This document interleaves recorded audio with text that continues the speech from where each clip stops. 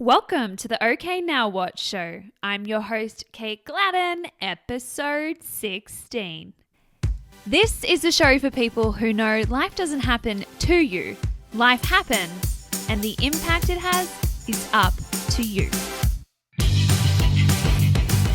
Well, hello, beautiful people. Welcome to another episode of OK Now What? And I'm really excited for today's guest. I was lucky enough to come across her new book, Shaking in the Forest. And now I'm really blessed to have the author on the show to chat with us about it.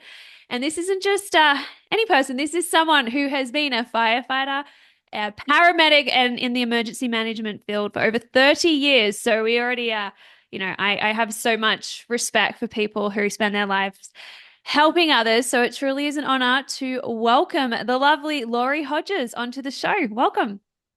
Thank you. I really appreciate you having me.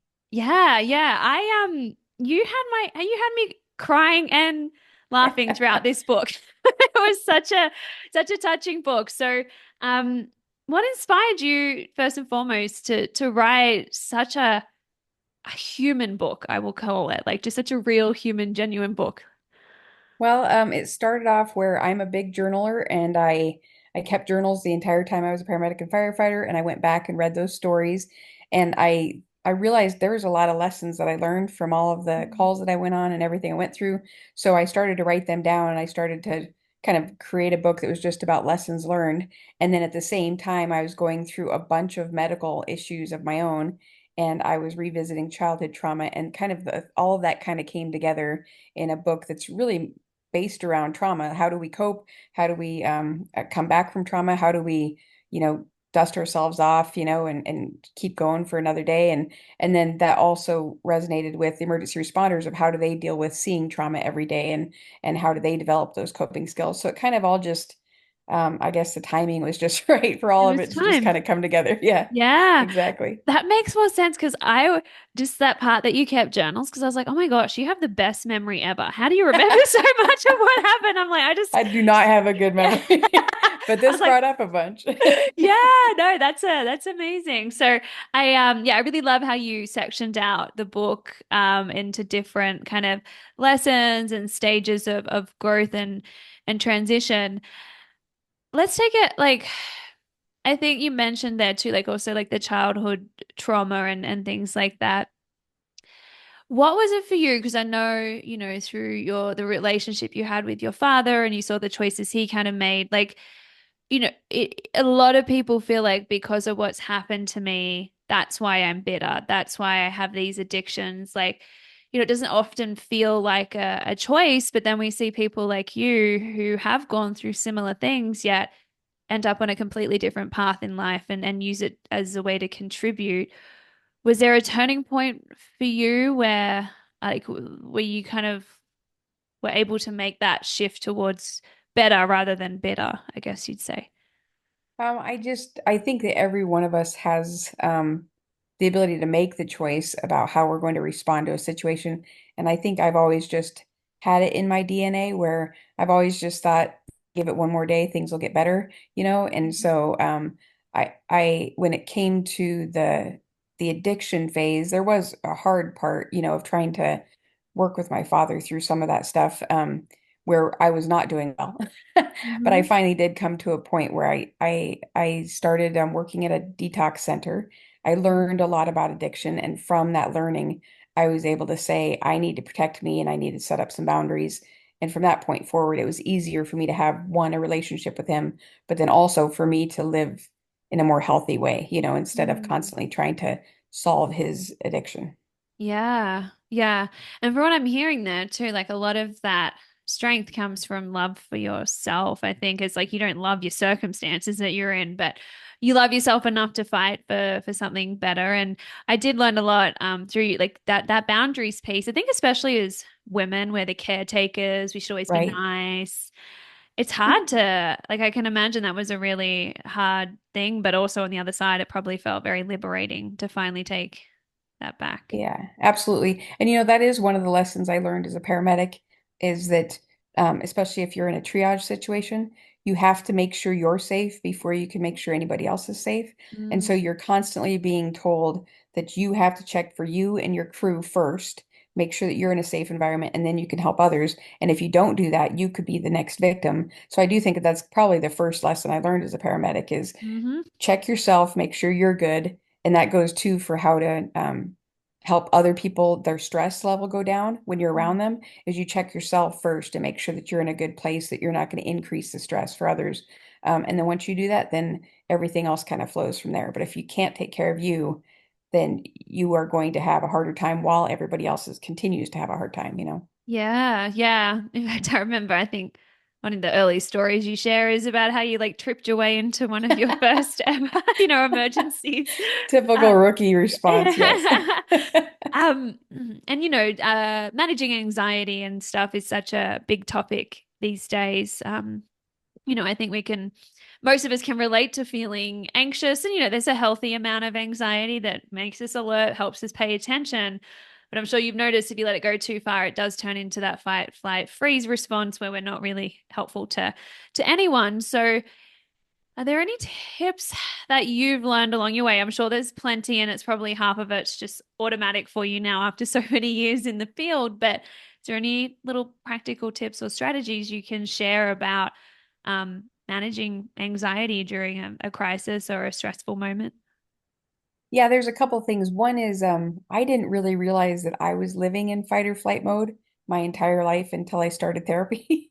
And then she really let me help me understand that like my whole world was ruled by my amygdala and I was constantly in fight or flight. So if I was in a bar and somebody got into a fight, I would flee the bar without even knowing it, without Mm. consciously having an idea. So understanding that helped me. So there's a couple of ways. As a paramedic, I learned that, like I said, my reaction to a situation can either increase anxiety and stress or decrease it. So I always take a minute before I walk in. One, there's no running, no yelling. I talk about that in the book. How whenever you go into a stressful situation, you have to come into it calmly. And then I always stop at the door of an emergency operations center or a scene before I go in and take a deep breath and I make sure I'm calm and I have a smile on my face before I walk in. And you'd be amazed at how people the temperature of the room can go down, right? Mhm. But one of the other tools that I learned in therapy that's really good is, and you probably have heard of this before, where you say, if you're suffering from anxiety, you say, name for me five things that you see, and then name Mhm. for me four things that you smell, name for me three things that you can taste, or, and you Yeah. go through these senses and it triggers your brain to go out of that amygdala fight or flight into a different area. Yeah. Another thing that I do is I do a room scan. So you go from one side of the room to the other side of the room as slow as possible, and you try to see and experience everything in the room from the textures, from the colors, the stuff that's in the room. Why is it there? If there's a painting, who painted it? You really try to go as slow as possible. And again, what that does is it just slows everything down and it Mm. gets you thinking in a different way. And then the third thing is, and I do this all the time, is you try to um like you try to feel maybe the hair on your arm, right? Or you try to see a point in your body where you have no feeling or you feel nothing, and you try to figure out what that is. And all that is again just retraining your brain to try to slow down. Get And into, yeah, yeah. Yeah. No, I love those um grounding techniques are yeah. so important, but it's almost so subtle that I think some people try and over. Oh no, no, no! But like I'm like, if you just do the grounding stuff, but they want, I don't know, like a magic mantra or something, because I guess it's a little less tangible or like, it's Yeah. definitely like so. It's trying to, and I think if we can practice them more in just daily life and get better at slowing down, even when it's not a catastrophe, then we have more capacity to tap into that. When stuff is starting to fly around us, or at least feel that way. I also loved where you shared in the book, because a big thing that I love to teach is just like the power of perspective, and the way we experience things is more based on what we choose to focus on throughout the experience, more than just the experience itself, and the stories we tell ourselves about what's happening and why. And you mentioned about kind of the difference, I guess, in choices you could see for yourself or best actions to take when you were like on top of a patient, like trying to save their life versus like at the door taking in the Right. whole room. So just talk a little bit about like that shift in like perspective and how I guess we could also translate that over to everyday life. Yeah, I don't know if you've ever seen there's a an exercise that is online where it shows you a picture and then it zooms out of the picture a little bit, zooms a little bit further out and zooms it out, and you get a different perspective as you move a little bit further out. Mhm. And then when you finally see what the full thing is, you know, it gives you a different perspective. So that's kind of what the room thing does, which is when I was a paramedic, when a doctor, the more serious the patient was, the further away the paramedic or doctor would be from the patient. They'd be at the door. If it was the most serious patient, the doctor would be sitting in a chair in the corner of the room. And I learned that the reason they did that was because otherwise they'll get tunnel vision on just the patient and not see everything else that's going on around them to see if everybody's doing the things that they need to do or see if, you know, in the field, there's a lot of dangers when you go into a room. So if you just focus in on the patient and you just start working on the patient, you could miss the fact that there's a danger to you and your crew, even to the patient, without looking at everything. So it's really about tunnel vision and seeing the broader picture of everything that's around you and being able to get a better view of what is the thing that is most needed right now. And it might not be the patient, right? It might be something that's within that environment, and you need to fix that first. So paramedics, they have a much broader view, and they're in charge of more than an EMT, which is patient care. So that was a hard thing for me to learn. My mentor wouldn't let me touch a patient. They had me stand at the door and tell people what to do because I was so focused in on the patient itself, Yeah. and I had to step back. And so that was a very good lesson for me. It's a good lesson in life too to Yeah. look around at everything that's going on and kind of see how everything's interconnected, you know. Yeah, yeah. I love that because it really is literally these days we have our heads down so often looking at a phone we're forgetting to, look up and see the big picture and take everything in and yeah, that's where it helps you reassess what the best next step is. And so I loved that analogy. I thought that was really powerful. And then the another thing that I think people don't associate the two together, but it's humor and trauma. So Right. they're not normally side by side. But I can say, like, throughout like the first couple of weeks after my sister died, like I remember just clutching onto any moment that I could bring a smile to my face. And we even went and found just like ridiculous photos of her that we knew she'd hate and just, giggle along, or I'd throw on this ridiculous comedy that I'd watched growing up. Or, I even remember driving out from her funeral and her boyfriend at the time cracked a joke and we're kind of just like you're barely holding on and the chemical release that you get from just a good laugh is exactly what you're not laughing at the trauma, but you're Right. finding ways to find strength to get through it. Sometimes it is cracking a little joke and lightening things up. We take it all so seriously sometimes. So um yeah, I guess talk about the power of humor in the in the field, or like what you've found helpful along the way as you've navigated some pretty intense situations. Well, I believe anybody who's in the military, the emergency services, emergency management, you have a lot of people who have a very dark humor, and I think that that is a learned response, and it's a coping mechanism Mhm. for all of the hard days that you see. And I don't think that if people can't find humor in what they do, and they can't get together at the end of the day and have some fun, we used to get together as a crew whenever there was a really bad call, and we would just laugh and joke together at a meal. And I just think that that's just the way the body, you know, is able to release some of that stress and is able to cope with what they've seen, but also it builds those connections with others, right? So the Mhm. humor also allows you to build these connections that you probably need at a time like that, so that then you can, it's not that we don't feel what happened, it's just a way for us to help process it through our brains Mhm.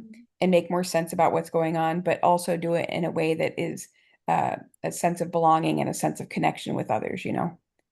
Yeah, yeah, I didn't even think about that connecting piece, like, and how powerful that is to be able to face another day and not, it's you still feel empathy for the people involved and Exactly. the families, not laughing at them, but I say. sometimes you got to laugh through the hurt until it starts hurting again. Like, because you've laughed so hard, it just hurts in a different way. So I think Yeah. that is like why I loved your book so much. It's dark, but also filled with so much light.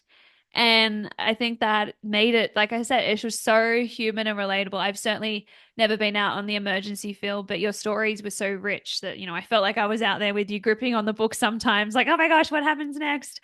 Um, but you do talk about throughout the book, like being able to embrace both the light and the darkness. And in fact, that's a big part of it, of you believe, like being resilient. Like, talk a little bit more about how you were able to develop that mindset and the difference that it's made for you.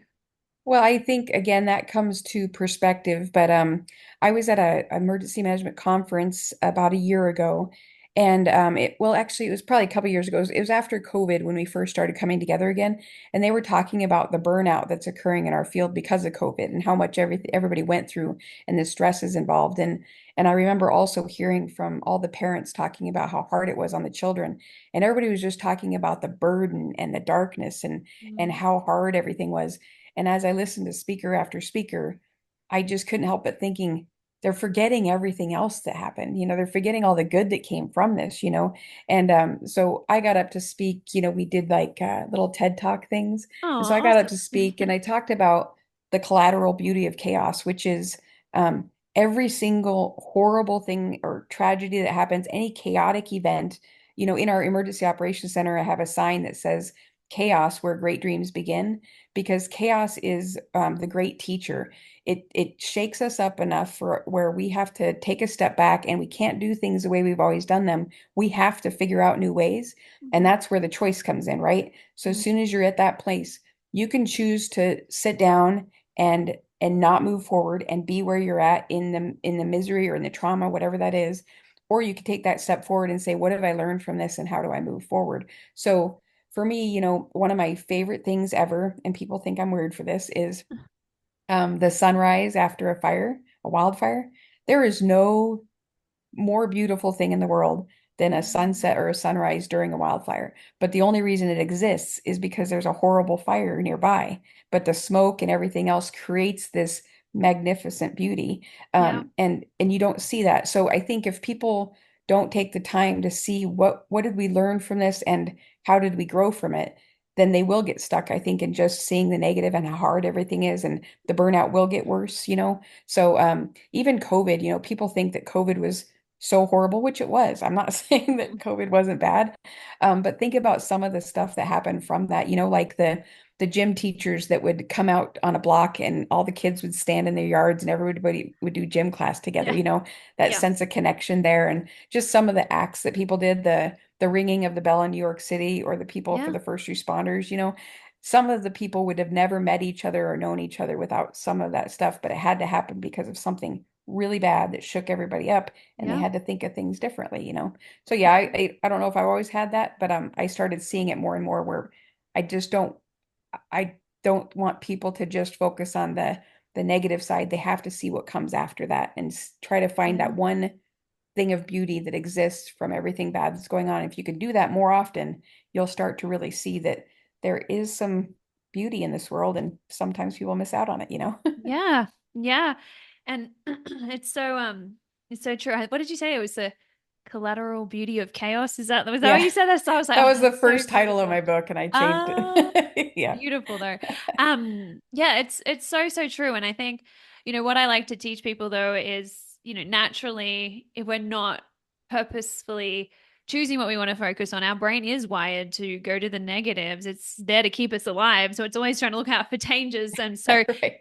even though it's just the first thing you see, it's not the only thing you can see. And it does take sometimes slowing down. And sometimes it'll take time. Like, so I'm like, okay, like, some people aren't quite there yet, but I'm like, just Right. because you can't quite see the purpose or the lesson or some sort of beauty in this doesn't mean you never will. And I do believe the best, I'm sure of any people you've seen this, but it's at its worst times that the best parts of humanity do shine Exactly. through. It's not when things are easy and the sun's shining and we're just laying back. Actually, that's when we can get a little lazy and complacent and, entitled. It's when we're forced to dig deep through our struggle that we find courage, generosity, even just like honestly that our ability to adapt. Like had someone told me, you're going to lose your sister at 20 years old, I'd forever be a piled heap on the floor. Like no, but if you really look for the glimmers of good, I guess you would say. Yeah, that's a good way to put Yeah, it. just like these little glimmers, and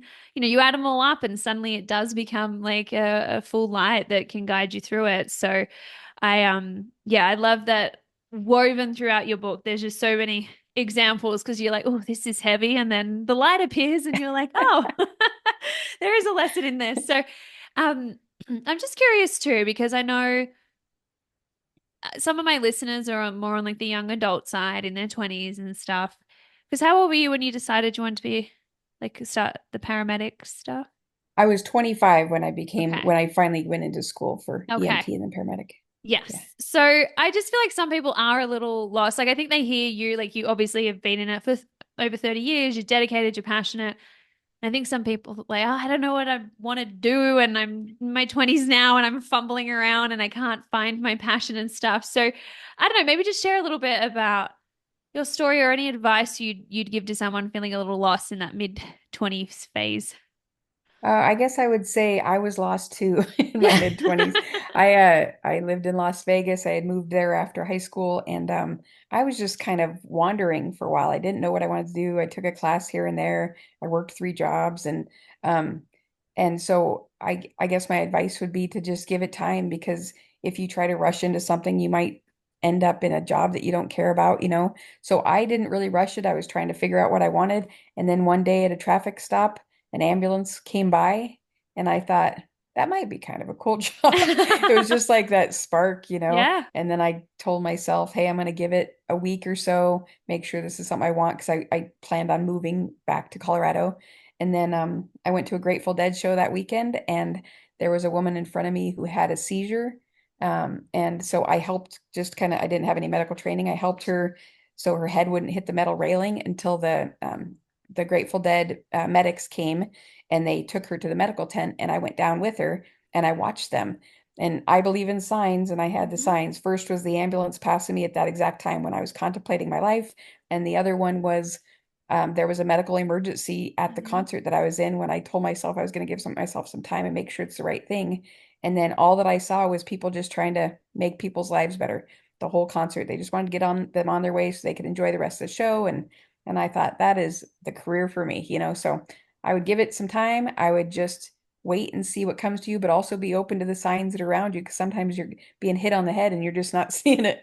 So you Yeah. need to, you know, wake up and be like, okay, I got it now. I'm gonna take Yes. that sign and go with it, you know? Yeah. Yeah. I always say that, like when they're like, I don't know what my passion is. I was like, don't try and figure out your passion yet. Just follow your curiosity first. That'll lead you to Yes. something that interests you. Give it time. Like, okay, I'll give this 3 months and see. And then if it starts to flame a bit of a passion in you, I just think, um, I do really believe do what you're passionate about, but sometimes you're at school studying algebra equations and stuff, and you're like, I'm not passionate about this, and then you leave school. So I think it's also let life like I don't know. I Yeah. always say like to young people, just be open and curious. Like even if you can't feel super positive about your future yet, because you're like, oh, how's it all going to work? I might just stay open and curious and trust that the pieces and dots end up connecting in the way that they're supposed to. But that's where I feel like we co-create with the universe in that Right. way. And I did Well, you love know, that you talk about that. I loved being a paramedic and I loved being a firefighter, but that really wasn't my passion. Emergency management is my passion. So Mhm. it took me 10 years. I loved what I did. I didn't really know it was going to lead to something new. So yeah, just keep plugging along and Yeah. finding the things you like and you'll start to kind of figure out where you belong within that whole, Yeah. you know, thing. And sometimes figuring out what you don't like is just as valuable as finding out what you do like. What's the Absolutely. biggest difference for you between the emergency management and like the firefighting? Like, are you like, I guess, what did you enjoy more about that? Well, I did enjoy being a paramedic and firefighter. I enjoyed being an emergency responder, but I really enjoy the collaboration and coordination that goes on with multiple agencies all working together. I don't work anymore in a, when you're an emergency responder, you work in a hierarchy, where everybody has their role and yeah, everybody has their boss, where in emergency management, it'll be 100 or 200 people, all from different organizations, all working together towards a common goal. And it's incredibly chaotic, but it's much broader than the scene itself, right? And so you Mhm. have all these organizations, and they don't have to work together. They can say, I don't want to Yeah. be here, and they can leave. So it's more of this lateral collaborative effort that, and everybody's there for a common purpose. I just really like that larger scale coordination. It's a Yeah. lot of fun. Yeah. And I like taking chaos and kind of bringing order to it, and you can see the temperature in the room start to drop and people start to get into their jobs. I just love that feeling. It's just a great feeling. Yeah. Yeah. No. Well, as I mentioned to you, right, when I first started reading your book, I was watching the flames from my house of the wildfires, and you talk about the beauty of the sunset. I remember before I even knew how bad the fires were, like, because they lasted about nearly a month, but they were pretty intense for about 2 weeks where, we're checking the fire updates constantly. And I'm looking up how much is our house insured for. Um, you start panicking, like, are we going to get through this? But before it got really bad, I remember I like was like, oh my gosh, look at this sunset. I didn't realize what was causing so much of it was the smoke. And then like within the next day, I was like, oh, but it was beautiful. Why not take a moment to soak that up? I had no idea what we're walking into, but I just have so much gratitude for the people that were out there and, they had some really horrible winds and all this in the middle of the night. And I'm just like, there are people out there, keeping us safe and they're people like you. So it just really felt close to home to take a moment to read your stories, which are, stories of so much trauma, but also yet survival, recovery, growth, and resilience. So to sum it all up, I guess, people ask me about my book and I'm like, this is kind of hard to sum it up because there's so much to it. But what do you feel like is one of the biggest takeaways or two that you hope your readers take from your book?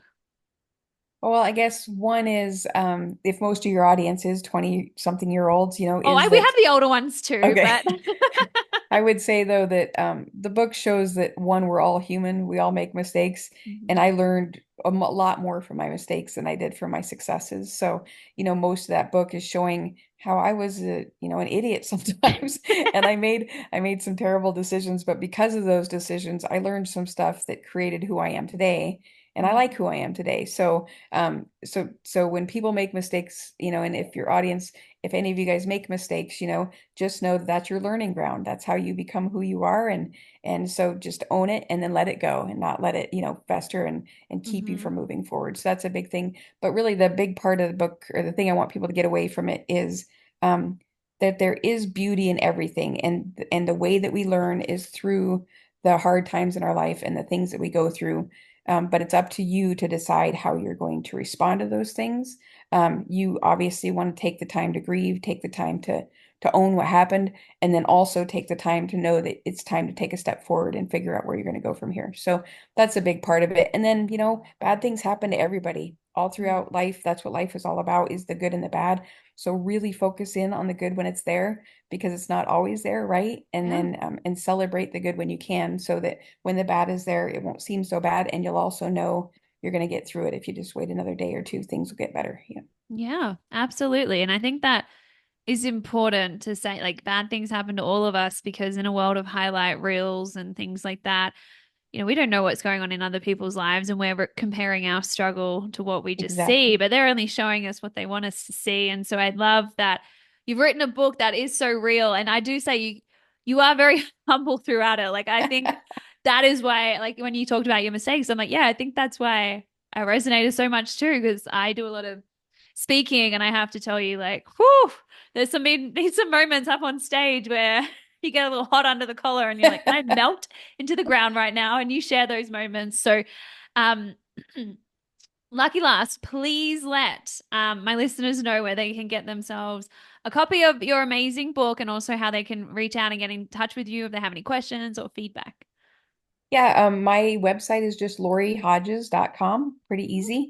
And then the book is available on Amazon and Barnes and Noble. But they can get a hold of me through that website there, and it has all my social media accounts as well. I'm pretty big on LinkedIn. I'm not pretty big on all the other stuff. Oh, good. Well, Um, I've just started getting back on LinkedIn, so we'll have to connect. okay. I'll have a new friend. Yes. That's fun.